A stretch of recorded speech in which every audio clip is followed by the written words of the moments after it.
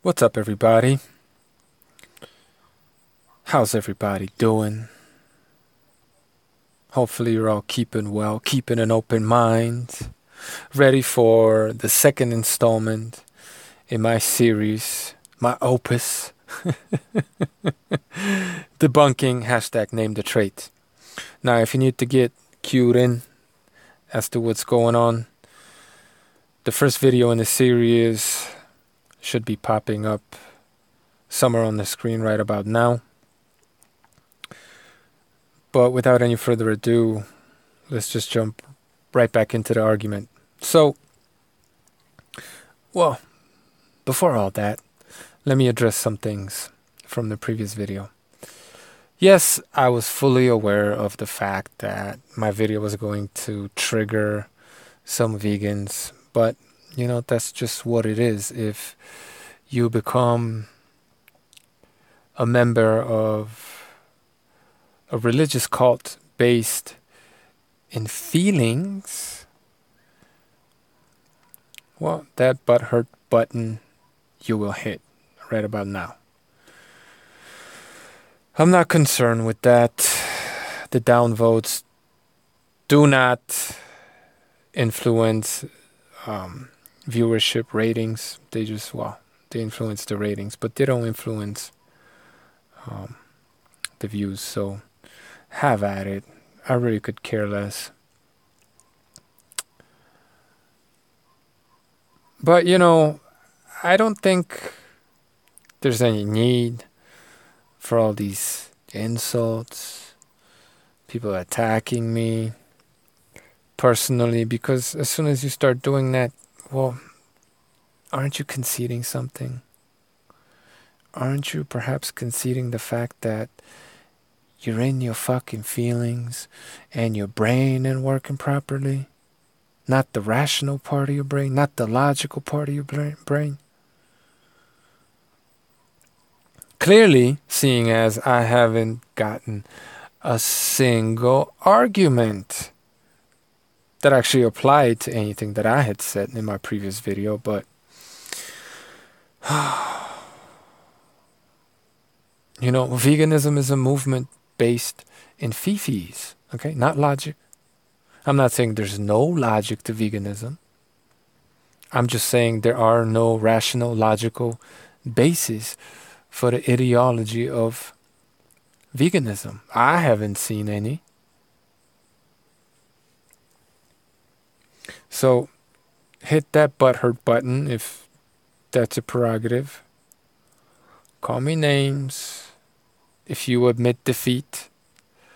But if you're really interested in the truth and you do have intellectual honesty, stick around, because this name the trait deception is a very, very crafty one, and it's going to take more than one video to unpack it, okay?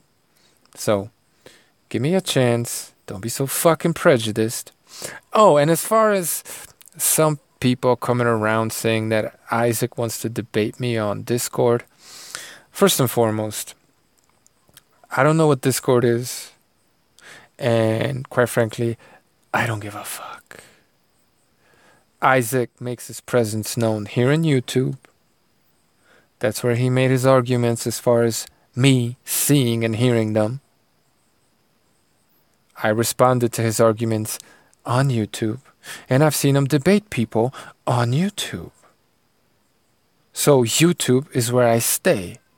I don't have any other social media platforms. Not interested in having any. Especially not some Discord shit that I don't even know what it is. No offense, but you're not going to tuck me away in some little echo chamber where he could keep on bamboozling all the people who are too much in their fucking feelings to let their brain work properly, okay? Let's have a public debate. This guy will never debate me. He's this close to flagging my videos down, because it's about to get brutal for your boy. And that's not a joke. So,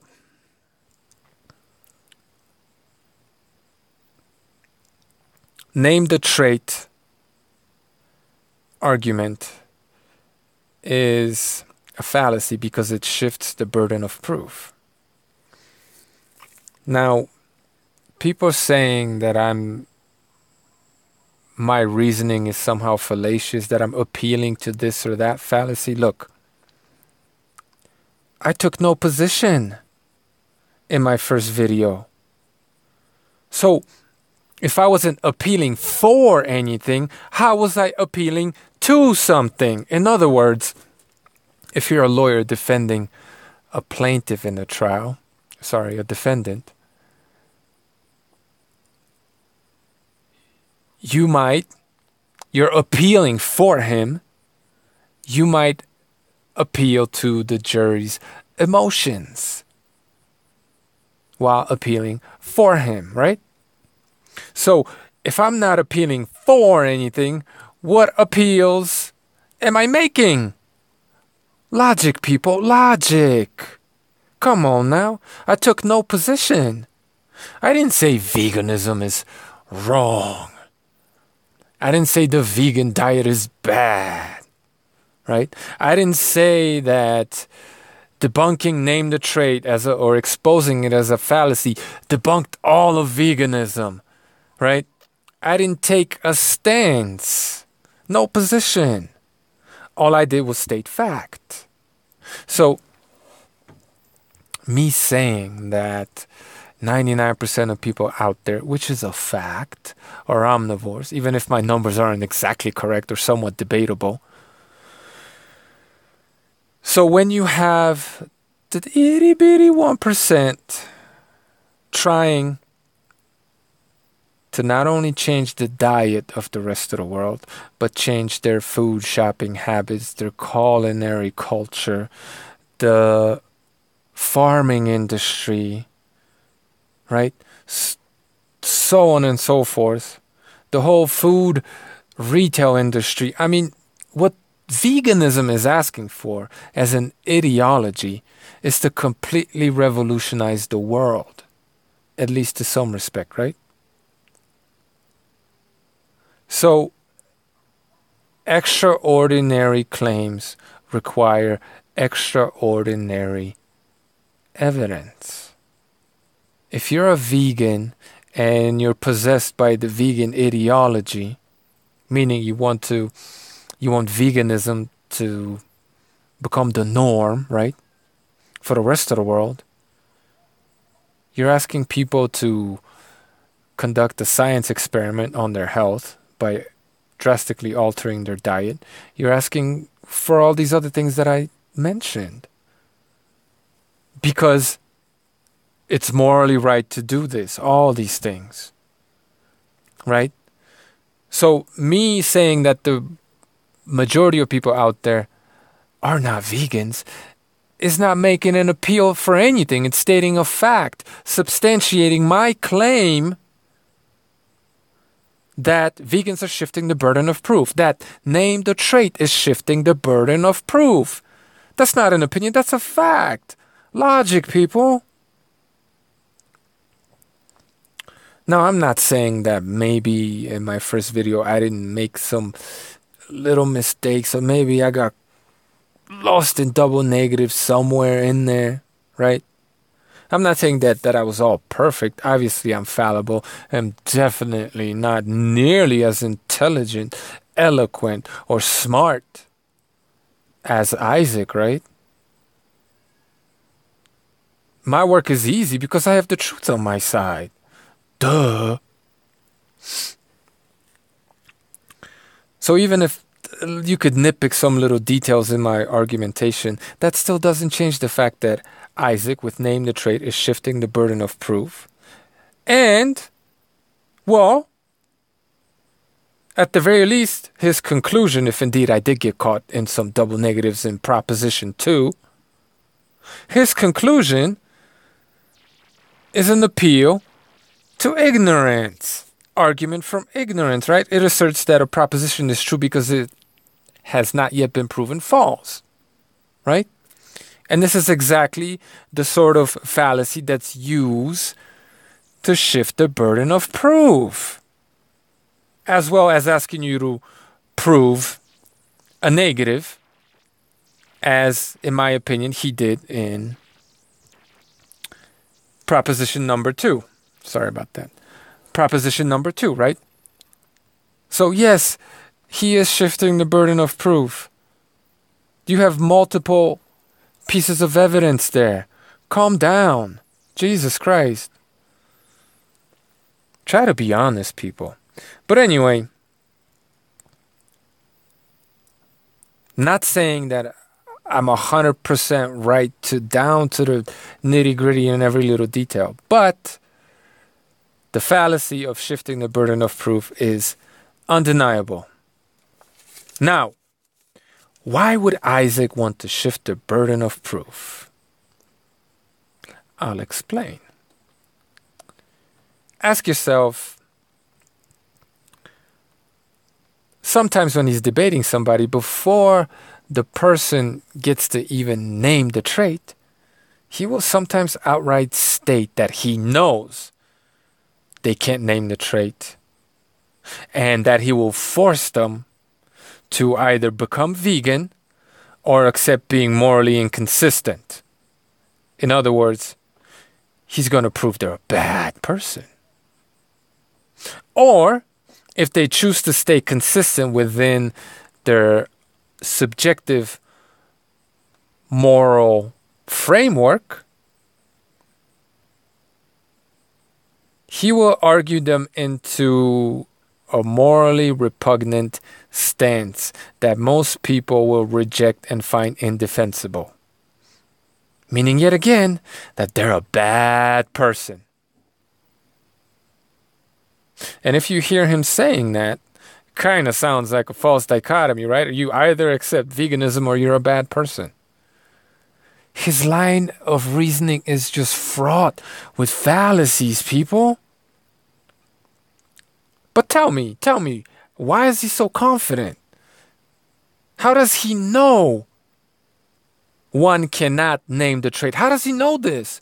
He's so confident he will state this before the other person ever has a chance of naming the trait. How does he know this? It's simple, children. It's because he reverse engineered this trick in front of his high school debate club, perfecting it, so as to make it work exactly how he wanted it to.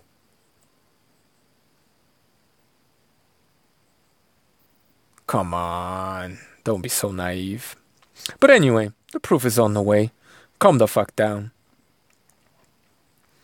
So, this sort of reasoning only really works in his little echo chamber, or people who are vegan and possessed by ideology and too into their fucking feelings to think logically, to question, to ask themselves. So let's plug in a variable into this little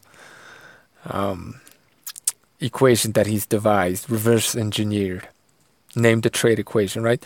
So when he's debating certain people, some of them will say that the trait is intelligence, or more specifically, the lack thereof, right? The reason why it's okay to eat animals is because they're not as intelligent as we are, right? So then Isaac will promptly turn around and say, well, you gotta eat a retard, bro. Not exactly, but basically, he will get you to agree that if intelligence is the trait, well, then it should be morally okay to eat somebody, a person, that is of very low intelligence, or as he likes to put it, a retard. Right? Seems to make sense.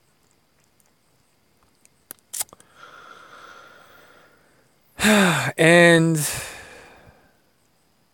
if you say that that's not okay, then he uses that to prove that you are logically, thus morally, inconsistent.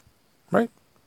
Because if you say it's okay to eat animals because they're not that smart, why wouldn't you also say that it's okay to eat a retard? And if you choose to remain consistent, as he said you had the option of doing before he even started debating you. Well, once again, you're just a bad person because you think it's okay to eat retards. Yeah? You still here? Good. But why does he shift the burden of proof? Why does he want to apply name the trait to you? Why? And look, I'm not saying that Isaac has never made arguments for veganism, right? When I say that he has yet to satisfy the burden of proof, that he is shifting the burden of proof. I'm only talking about name the trait. I'm not saying that he hasn't made arguments independent of name the trait for veganism. I'm not saying that. Because he did. And if you flip the script on him, which you really shouldn't do, well, I guess flip the script applies. Basically, if you make him name the trait, except you're not going to be asking him to prove a negative, right? You're not going to be shifting the burden of proof because it's on him originally. And you're not going to be committing any fallacies by simply asking him to point out to you, what is this trait that's in animals and also humans that makes it not okay to eat animals, but it makes it okay to eat plants because plants don't have it, right? So even though it's not the same argument necessarily, because it's not a fallacy, in some way it is. But that's going to be exposed and explained in the third video of this series. But anyway, if you flip the script on him, so to say, well, what is his trait that makes it okay to eat animals? Or, sorry, makes it okay to eat plants, but not animals that people also possess. What is this trait? Sentience, right? Because, well, for those of you who might not be clear on what that is, it's a certain level of awareness and a certain ability, some kind of ability to feel pain, right? Self-awareness and the ability to feel pain. Sentience. Fifis, right? The whole movement is based on fifis. It's really that simple, guys. It really is that simple. So if you flip the script on him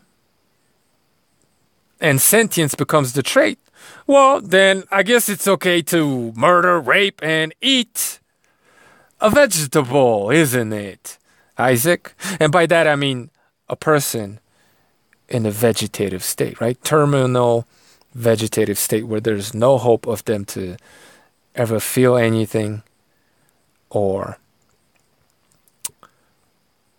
once again, if they ever were, become aware of their existence, right?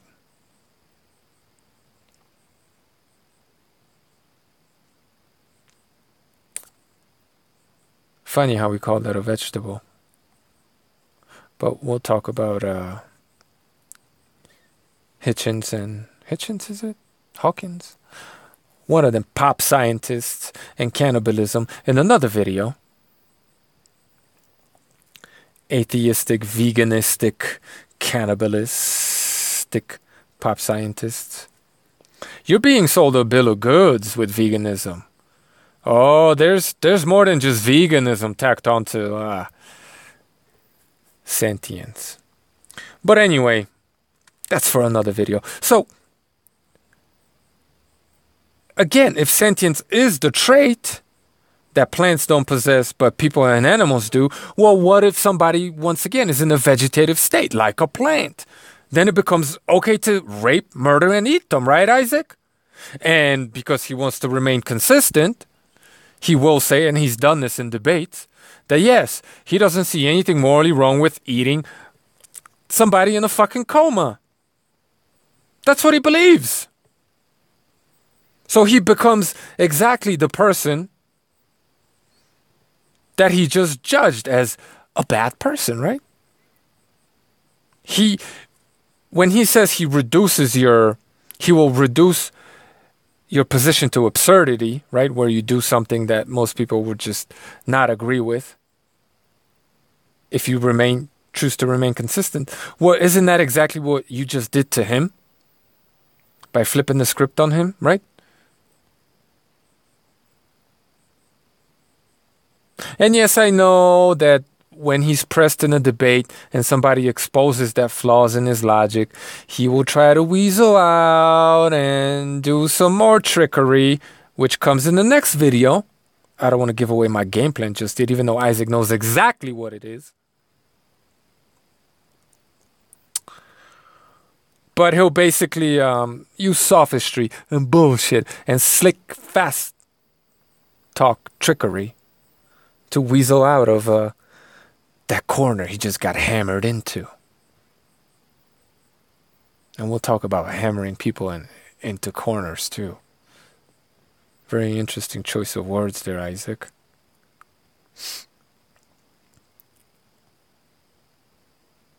So why does he shift the burden of proof? Why? Well, because he knows that the way he set up this argument, it's never going to work. So he doesn't want to be the one answering to it or a version thereof. He wants you to do it first so that in front of his echo chamber, he can make you look like a bad person so that he could judge you, so that he could either force you to accept veganism or forever remain a bad person. But isn't that what veganism is all about anyway? Isn't that the very core of veganism? You're either down with us or you're a morally bad person. Is it making sense yet, people? So, this is the problem with Name the Trait. It just doesn't work because it's absurd. It just doesn't work.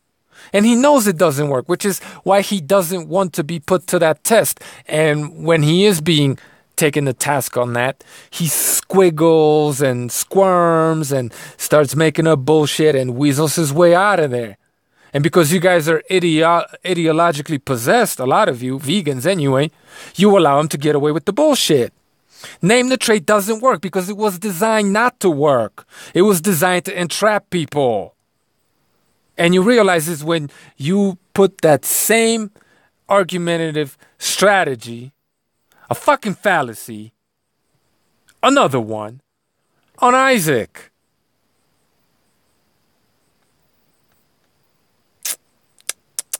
So that's why he shifts the burden of proof from the get-go. That's why he has to do it. Do you understand now?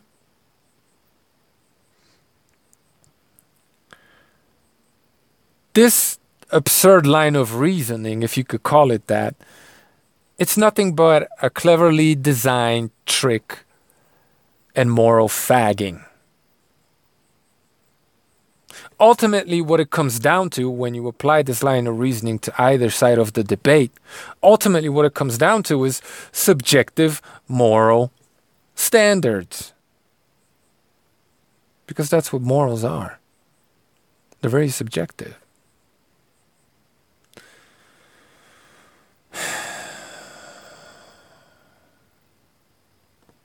So yeah.